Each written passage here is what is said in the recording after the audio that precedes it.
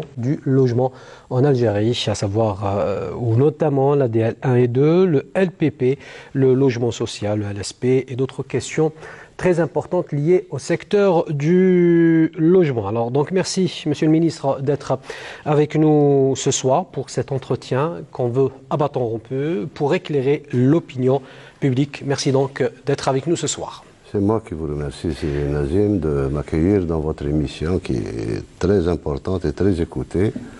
Et je profite de l'occasion pour saluer toutes les téléspectatrices et tous les téléspectateurs de votre émission. Et qui sont très nombreux à nous regarder ce soir. Alors je rappelle que votre département a lancé depuis quelques temps déjà plusieurs projets notamment et surtout à la faveur de la relance de la formule ADL et la création de la formule LPP. Abdelhalim Yaïch nous propose ce reportage et on revient juste après. Depuis la relance des formules de logement à destination des classes moyennes par l'Agence nationale de l'amélioration et du développement du logement, la construction de nouvelles habitations bat son plein à travers le territoire national, notamment aux environs d'Alger. Ainsi, de nombreux chantiers ont été lancés, comme ici à Ain Melha, commune de Gued-Constantine. Les appartements de type F3 et F4 sont construits en utilisant le plus de matériaux locaux possible. La réalisation de ce projet a déjà atteint un taux appréciable. Le projet consiste en la réalisation de 3000 logements répartis sur deux entités, de 2 fois 1500 également. La première tranche des 1500 logements dans l'avancement avoisine les 75%. Est constitué également de 50% d'F3 et 50% d'F4. Les travaux de VRD ont été engagés. Le deuxième tranche est en cours de réalisation. Nous avons projeté également sur ce site 3 groupes scolaires, un lycée, un CEM, un marché couvert qui vont accompagner ce programme-là. Un projet structurant qui devrait octroyer aux futurs locataires une meilleure qualité de vie. À quelques kilomètres de là, un autre projet ADL important, celui de Ouled Fayed Plateau Sud. Un projet qui avance également à grands pas. Nous projetons la réalisation de 3000 logements en location-vente, accompagnés d'équipements intégrés, à savoir un lycée, 2 groupes scolaires et un CEM. Le programme est réparti en 2 entités de 2 fois 1500 logements. La première tranche des 1500 logements dont nous sommes connaît un avancement des travaux considérable qui avoisine les 70%. Les travaux de viabilité sont entamés. Donc le programme contient 50% de logements type F3, 50 logements de logements type F4, de surface habitable moyenne de 77,5, qui fait qu'un F3 est d'une surface moyenne de 70 mètres carrés et d'un F4 de 85 mètres carrés. Autre programme particulièrement attendu par les souscripteurs, celui du logement public promotionnel ou LPP. Ces programmes de logement connaissent également un taux d'avancement considérable, comme dans ce site de la commune de Staweli, où en l'espace de moins d'une année, le taux d'avancement est déjà de 40%. Dans la wilaya de Tipaza, commune de Bousmaïl, la réalisation est encore plus avancée et atteint les 80% pour ce programme de 630 logements. Ce type de logement se caractérise par des équipements de confort comme le chauffage central et la climatisation, ainsi que par des cuisines entièrement équipées. Chantier fait 630 logements, fait 148 F3, 132 F5, 150 logements F4. Début de démarrage de travaux, le 1-4 2014. Fin de travail, Inch'Allah, le 9-5-2016. Tous ces programmes témoignent de la volonté de l'État de construire un maximum de logements afin de résoudre le déficit dont ce secteur souffre depuis déjà plusieurs décennies. Alors avant de revenir en détail sur l'ADL et le LPP, nous allons parler, Monsieur le Ministre, d'un fait marquant cette semaine. Il concerne l'opération de relogement des habitants du bidonville Ramli, une première en Algérie, vu l'envergure de l'opération. Je profite de l'occasion pour féliciter M. Louali et toute l'autorité locale, ainsi que les services de sécurité qui ont coordonné pour pouvoir éradiquer ce bidonville sans heurts et dans la sérénité. Effectivement, c'était l'aboutissement de l'éradication totale dans la capitale des bidonvilles.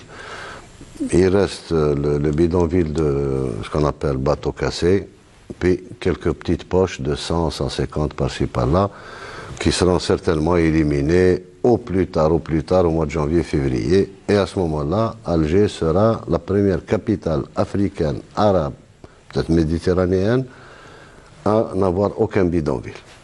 On s'occupera par la suite de tout ce qui est vieux bâti, bina al-Hesh comme on l'appelle, et puis ça permettra à Alger de reprendre sa splendeur méditerranéenne telle qu'elle a toujours été. Et on s'était engagé, si vous vous souvenez, il y a plus d'1 an, s'était engagé à éradiquer les bidonvilles fin 2015, au plus tard, premier semestre 2016. Nous tenons toujours à cet engagement-là. Ça s'accélère dans toutes les wilayas, à l'exception de 2 wilayas qui ont un programme trop important. C'est de vieux quartiers pratiquement qui existaient même avant l'indépendance.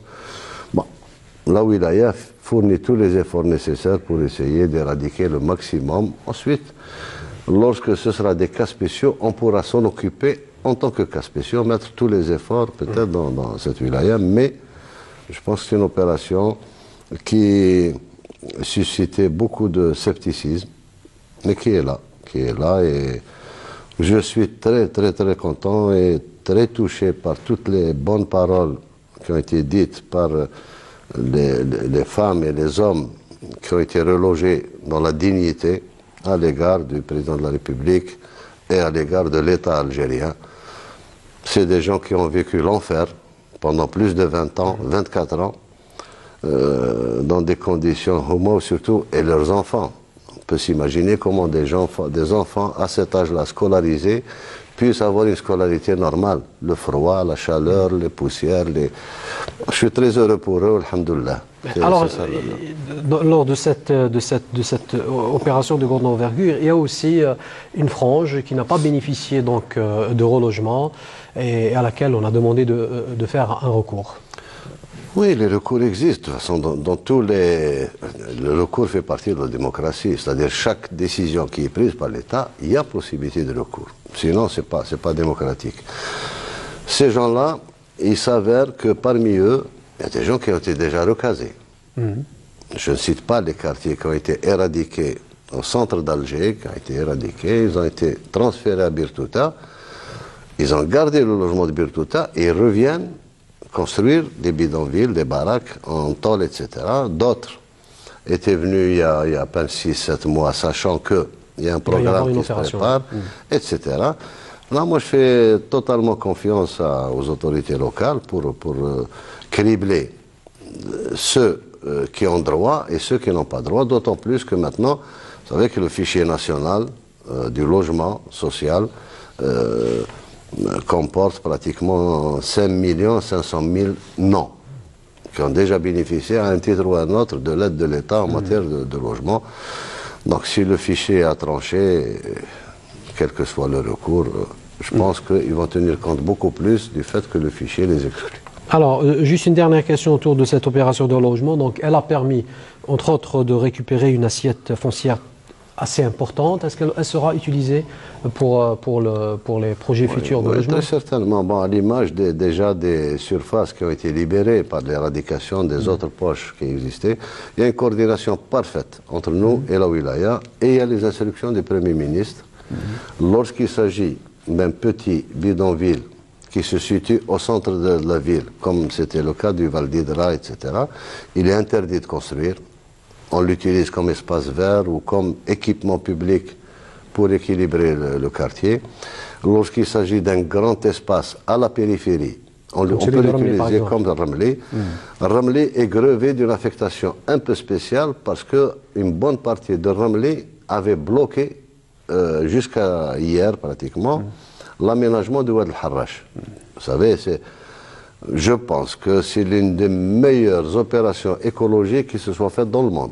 C'est Wad el-Harrach qui devient navigable, qui devient propre, qui devient pur, etc. Et ces berges seront aménagées et une bonne partie de Ramleh, une autre partie sera certainement utilisée pour la construction d'équipements, de logements sociaux avec leurs équipements ou l'ADL. On verra avec la wilaya. Avec la wilaya. Alors, l'avenir de la politique du logement avec la nouvelle donne économique, à savoir la baisse des prix du pétrole, avec une incidence bien évidemment des baisses de revenus de l'État. À maintes reprises, les pouvoirs publics ont rassuré les citoyens quant à l'aboutissement des projets en cours et des projets futurs aussi. Le président de la République lui-même l'a dit, la plus haute autorité du pays et la plus légitime a dit que le secteur du logement, de l'éducation et de la santé ne seront pas touchés. Les transferts sociaux ne seront pas touchés. Le Premier ministre l'a répété, moi-même je l'ai répété à chaque fois que j'en avais l'occasion. Toujours est-il, si peut-être, c'est Nazim, si vous le permettez, je dirais qu'à ce jour déjà, au moment où je vous parle, nous avons 1 200 000 logements en chantier. C'est énorme. C'est colossal, oui. C'est énorme. Déjà, ce programme-là va régler énormément de problèmes pour les demandeurs, dans tous les segments, et essentiellement... Social et l'ADL. Essentiellement social, rural. Social, rural. Rural et, bien sûr, l'ADL et... accessoirement le LSP et le LPA. Donc, le programme est ambitieux. Nous avons à ce jour, depuis l'arrivée du président de la République, nous sommes déjà à plus de 2 600 000 logements mis en consommation, dont 328 000 l'année dernière, 247 000 en 2013. Cette année, nous projetons de mettre en consommation 350 000 logements. Ce chiffre-là est pris en compte pour régler les problèmes créés par la crise du logement qui était, je vous le signale au passage, qu'à l'arrivée du président de la République, la crise du logement chiffrée à 3 100 000 logements. Demandes non satisfaites. Nous avons refait le recensement l'année dernière. Nous sommes arrivés pratiquement à un déficit en logement de 720 000. Donc on est très loin de la crise. Commence à s'estomper, comme nous l'avons dit, et les chiffres sont là, ils sont à la disposition de tout le monde. Et la réalité du terrain, elle peut prouver ce que nous sommes en train de dire. Personne n'imaginait qu'on allait loger toutes ces nationaux. Donc, pour pallier aussi, peut-être un éventuel manque de moyens de réalisation, moyens financiers, le gouvernement, sous l'autorité de Taassi al-Malek, a décidé l'année dernière de permettre aux citoyens de l'extrême sud, du sud et du haut plateau d'avoir des terrains. C'est des régions, d'abord où les gens ont pour tradition l'autoconstruction. Les gens aiment construire le logement familial selon leur goût, selon leur...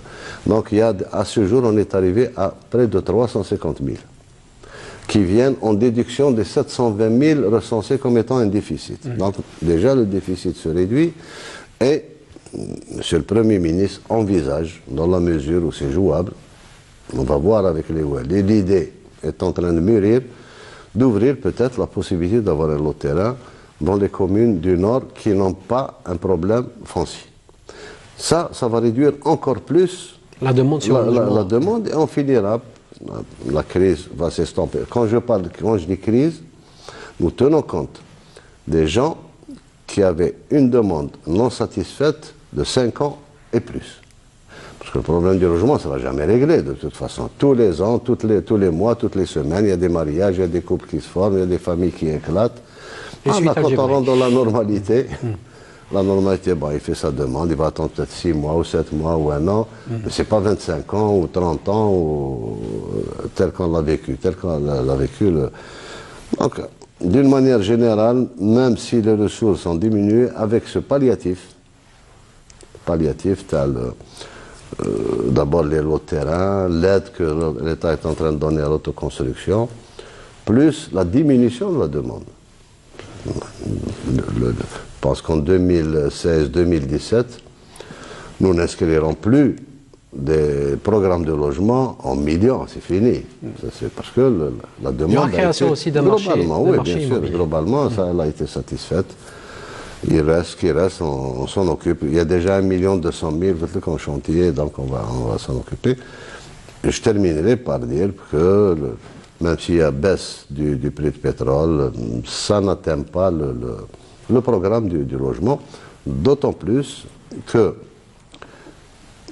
si je parle du logement des années 80, fin 70, où à cette époque-là, moi j'étais Wali. Le logement était pratiquement importé à 100%. Le ciment importé, le fer importé, la céramique importée, le sanitaire importé. C'est un logement qui était coûteux. Nous avons un logement à 85% algérien. Tout est algérien. Les logements que vous avez visités, que vous avez montrés dans le VTR ou ceux qui ont été montrés par la télévision nationale à l'occasion de différentes visites, tout le produit est de luxe, qualité extra, BCR pour la robinetterie, tout ce qui est céramique, c'est des producteurs nationaux algériens. Ce qui fait que nous arrivons maintenant vers un logement intégré à plus de 85%. Et qui sera peut-être à 100% le jour où la cadence de production du rang à béton Al-Hajjar va augmenter encore plus. Les 2 millions d'orans dans le privé, production privée, plus Bellara, à ce moment-là, le rang à béton sera plus importé. Le ciment, théoriquement, avec les unités qui sont en construction actuellement, fin 2016, l'Algérie sera exportatrice de ciment. Alors, nous reparlons tout à l'heure du logement social. À présent, nous allons aborder, Monsieur le ministre, un autre fait marquant relatif au logement. Il s'agit bien sûr des dernières déclarations du directeur général de l'EMP. Elles concernent surtout la deuxième tranche fixée désormais à 100 millions de centimes et le prix du mètre carré revu à la hausse. Alors, beaucoup de souscripteurs se sont plaints. Pourquoi 100 millions de centimes au lieu de 50 millions comme ça a déjà été annoncé? D'abord, ça n'a jamais été annoncé. Au début, je vous signale que... Non, juste pour ouvrir une petite parenthèse, l'ancien DG l'avait annoncé à la radio. Oui, l'ancien DG avait dit que ça tournerait autour. Parce qu'à cette époque-là, il n'était pas question de payer le terrain. Le NPI paye le terrain actuellement. Puis, il y a eu des conséquences économiques, telles que vous le voyez, qui n'ont pas... 50 000 dinars le mètre carré, c'est le coût de revient actuel de l'ADL. Le citoyen souscripteur à l'ADL paye à peu près 2 800 000. L'État paye 2 900 000. Parce que l'État donne le terrain gratuitement, le taux d'intérêt est bonifié à 1, l'aide de l'État va jusqu'à 700 000 dinars comme aide aux citoyens, et l'État soutient le programme de l'ADL à raison de 10 000 dinars par mètre carré construit. Ce qui fait que le logement ADL revient approximativement autour de 5 millions de dinars. On ne va pas faire de la promotion de luxe avec une cuisine équipée, avec la climatisation, avec le chauffage central, à un coût inférieur à celui de l'ADL.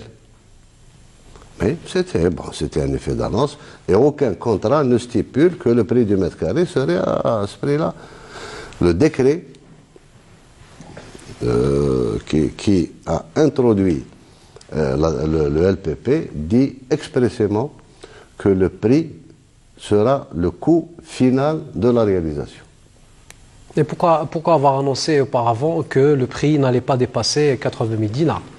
Oui, on souhaitait qu'il ne dépasse pas. Même la conjoncture économique fait, mais quel que soit le prix, 80 000, 90 000 dinars, c'est pas. Tant que le chantier n'est pas terminé, tant qu'on ne nous a pas remis les clés pour les remettre à leur récipiendaire. Il y a des chantiers, il y a des matériaux qui augmentent, il y a de la main-d'œuvre qui augmente, mais de toute façon, ce ne sera jamais le prix du marché immobilier tel que c'est actuellement. C'est à peu près le tiers. À peu près le tiers. Si on prend l'équivalent, et avec la rapidité d'exécution, c'est-à-dire que vous payez aujourd'hui, vous êtes presque sûr 2 ans et demi après d'avoir votre logement. Et quel logement? Un standing. C'est peut-être la spéculation aussi qui fait en sorte que dans le privé, les prix sont exorbitants.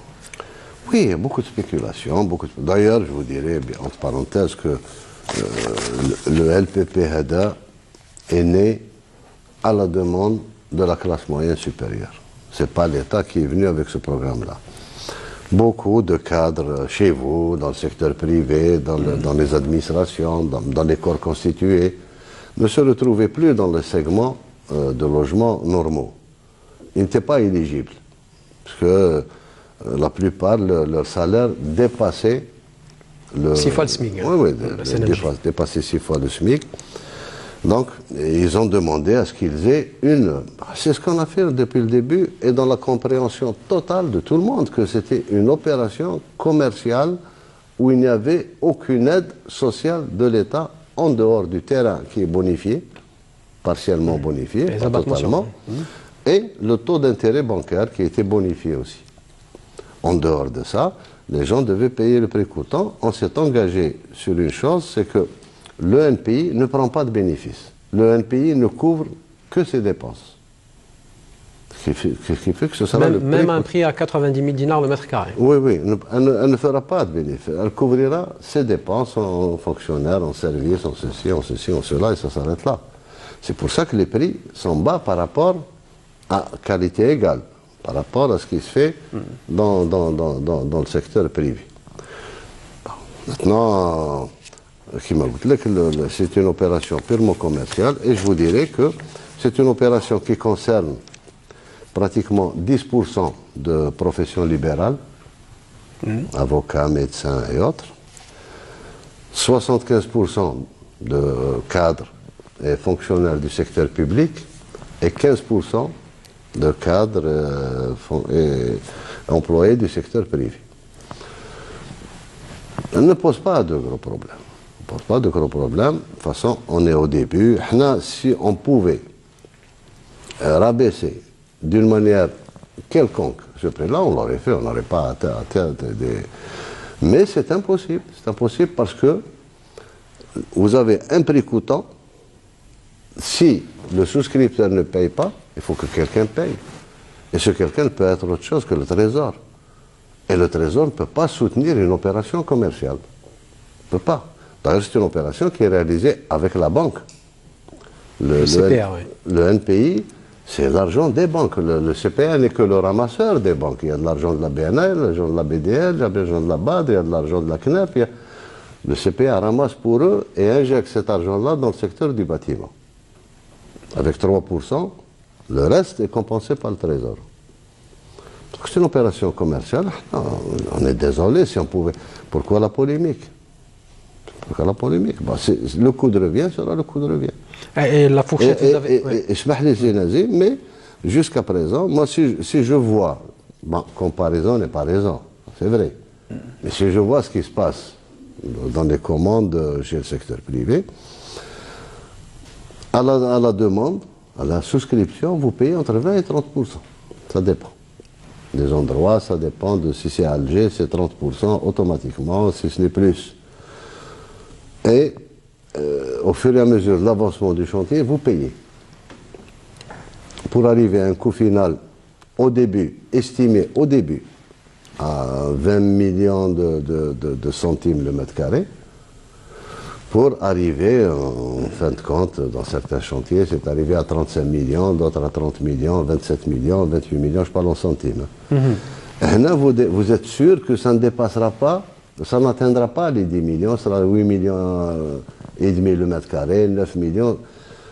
Tout ce qu'on peut dire maintenant est spéculatif, parce que tant qu'on n'a pas le prix du logement fini. Mais est-ce qu'il y a une fourchette? Vous avez parlé à Oran, depuis Oran, d'une fourchette qui entre 85 000 et 95 000, je crois. C'est ça. Donc ça ne dépassera pas les 95 000? Je ne pense pas que ça puisse dépasser. Non.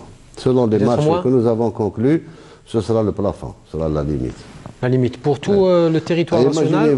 Imaginez-vous ça, ce que vous prenez. À Oran, actuellement, dans le privé, c'est 2,5 milliards.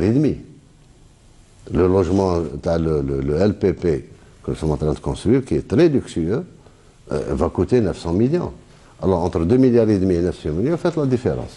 Alors que, bon, peut-être que la qualité de certains privés est aussi excellente, c'est fort possible, mais c'est une manière de protéger les cadres, c'est une manière de protéger contre la spéculation. Mais toujours est-il, moi ce que je trouve bizarre, c'est que dès que cette opération est née, elle était à l'état embryonnaire, si je puis dire. Il y a eu des attaques déjà. Il y a eu des attaques, des sit-ins, coordination. Au début, je parle de ça, il y a un an et demi. Ou de quel droit, où il n'y a pas de texte, il n'y a pas d'ancrage juridique, il n'y a pas ceci, ou hadi. Et bon, on sait qui était derrière ces choses-là. Vous parlez de lobby dont ça n'arrange pas?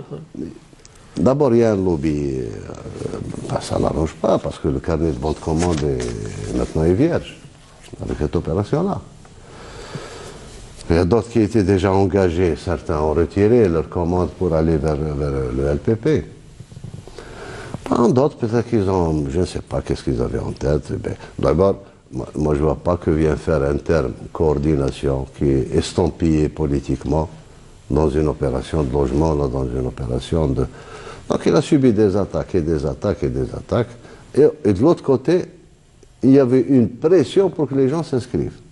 C'est-à-dire que c'est une valse à 3 ou 5 temps. Ce n'est pas la valse à 2 temps. Wahdin saboter quel que soit le truc, l'opération, faire du lobbying contre, d'autres qui tenaient à cette opération-là. On a gardé la tête froide. On garde la tête froide et on garde le cap.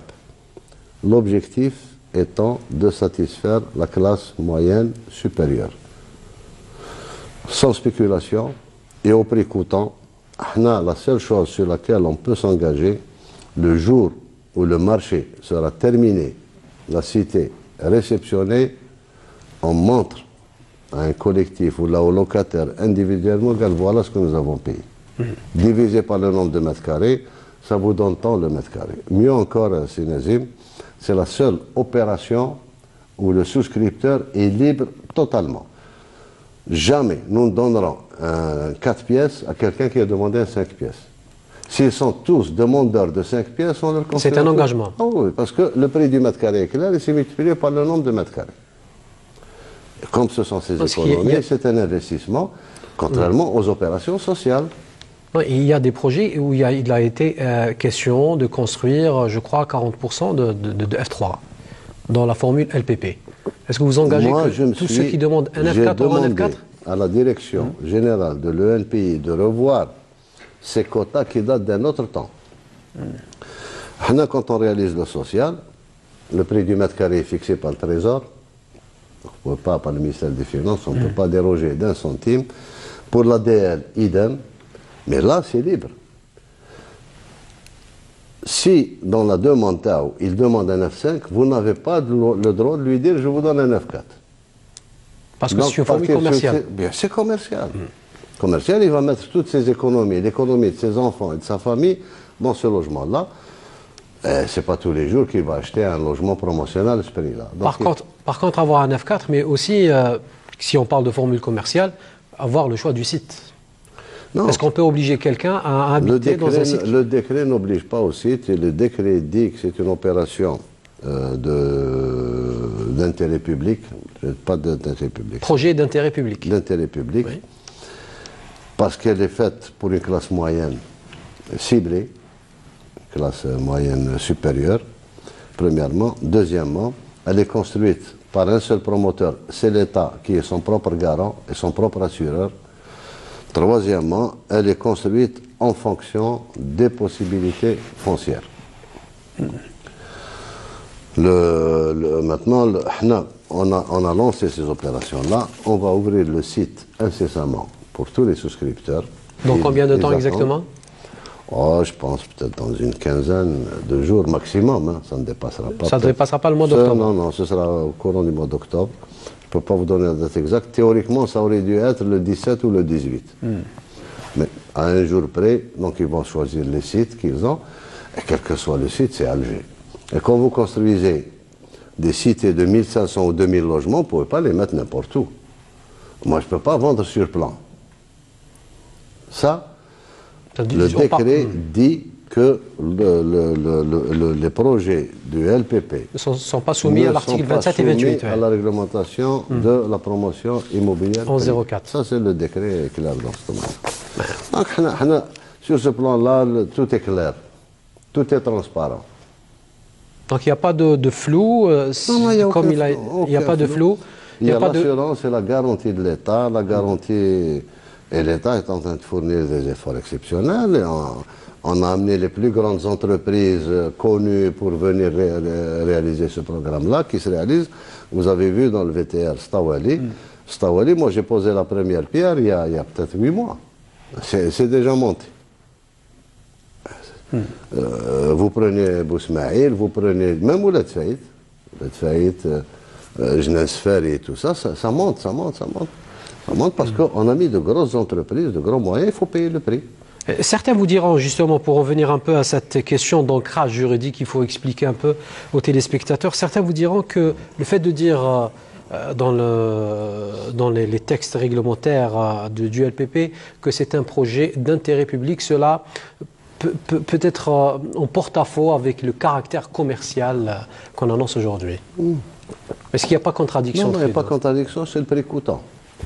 Le seul fait de réaliser avec l'argent de la banque, c'est clair, c'est commercial. C'est commercial.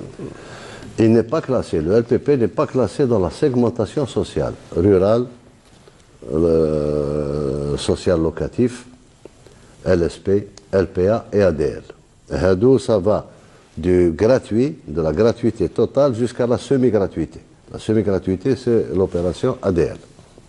Le reste, au-delà, le revenu ne permet pas un soutien financier mais il permet, le soutien est indirect, puisque les prix sont garantis par l'État, les chantiers sont suivis par l'État, les marchés sont suivis par l'État, et tout est transparent. Ce que payera le NPI comme coût du logement avec l'entreprise de réalisation, ce sera ça, le coût final du logement. Du logement.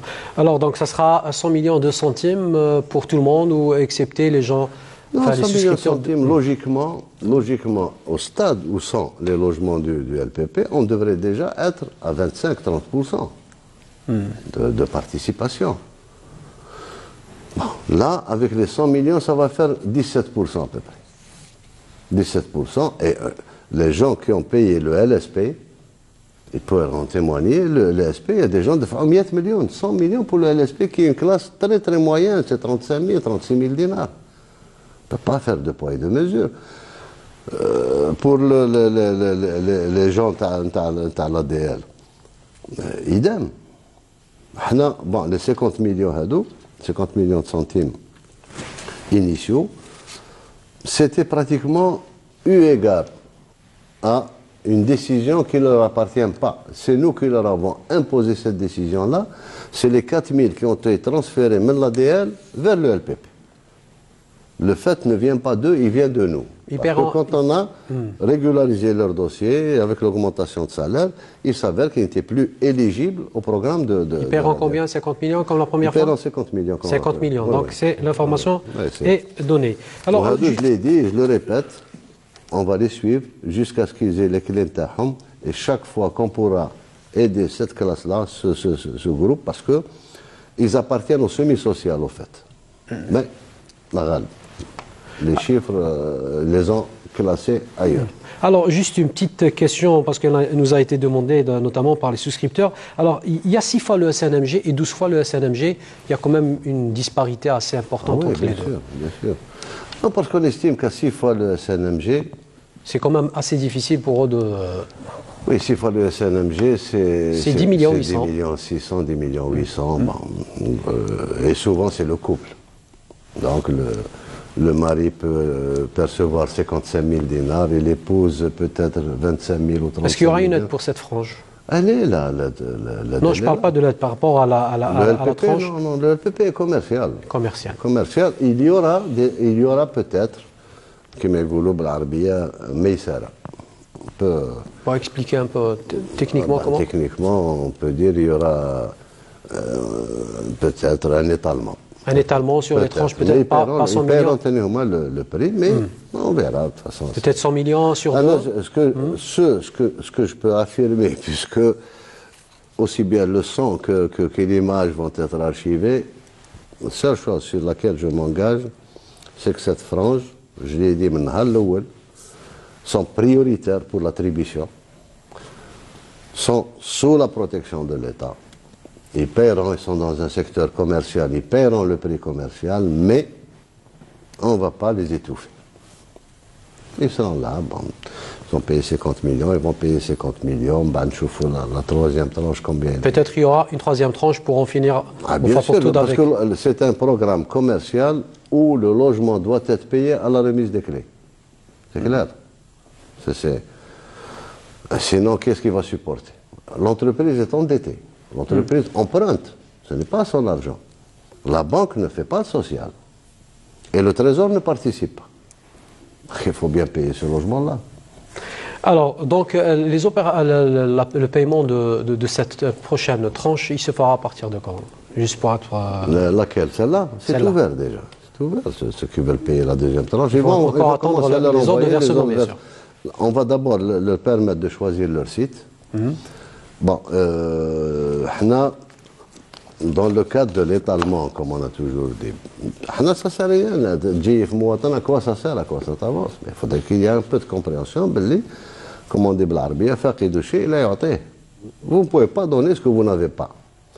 Bon, on a dit qu'au moment de la préaffectation, parce qu'on va commencer à préaffecter ces logements-là, au moment de la préaffectation, il faut qu'il ait payé sa deuxième tranche.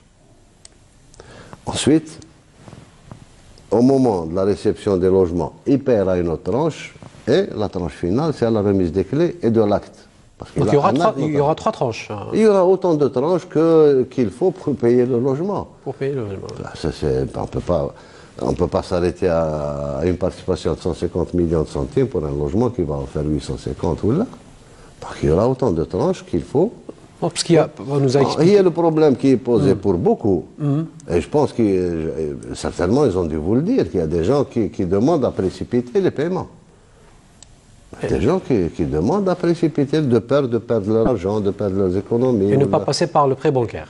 Et ne pas passer par le prêt bancaire. Bon, celui qui ne veut pas passer le décret instituant le LPP n'impose à personne de passer par la banque.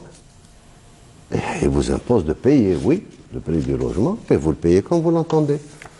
Et si vous avez des économies, vous empruntez maintenant de la famille, ou là, des amis, ou là, vous vendez ce que vous avez. Je ne sais pas, à l'origine, quand il s'est inscrit. Mais la banque, celui qui veut passer par la banque, il a l'aide de l'État, puisque le taux est bonifié. Celui qui ne veut pas passer par la banque, Allah s'en allait. Ou bien, est-ce qu'il y a possibilité, celui qui ne passe pas par la banque, est-ce qu'il y a possibilité de payer ça en tranches? Là, il y a la question, le payer cash. La totalité qui reste. Non, on n'a jamais été payé question de payer cash. Qu'est-ce qui a parlé de payer cash? On n'a pas parlé. Pour le moment, on parle de tranches. Vous êtes en train d'étudier ça? Parce que le NPI doit rembourser au fur et à mesure la banque, les prêts. Donc, elle ne sert pratiquement que d'intermédiaire entre le citoyen et la banque, le NPI. Parce que finalement, en dehors des frais générés par son administration, etc., elle ne va pas faire de bénéfices. La première tranche, c'était pour éviter les souscriptions, disons, de complaisance. Donc il fallait qu'il prouve qu'il veut un logement. Quand il verse, donc il s'inscrit officiellement. Maintenant, on rentre dans la phase active. La réalisation est en train d'avancer à grands pas. Et le LPP, il est clair, le décret le précise, que le coût final sera le coût de la réalisation. Et il doit, avant la remise des clés, le décret même le dit, avant à la remise des clés, il faut qu'il ait payé son logement. Payer la totalité, oui. Maintenant, on a une tranche qui fait 50 millions ou 100 millions. Oui, moi, je veux verser directement 300 millions. Il est libre. S'il veut devancer, il n'y a aucun problème. S'il veut payer plus, c'est comme pour l'ADL. L'ADL, il y a certains souscripteurs. Moi, j'ai été obligé de vendre ceci ou cela. Est-ce que je ne peux pas payer plus? Payer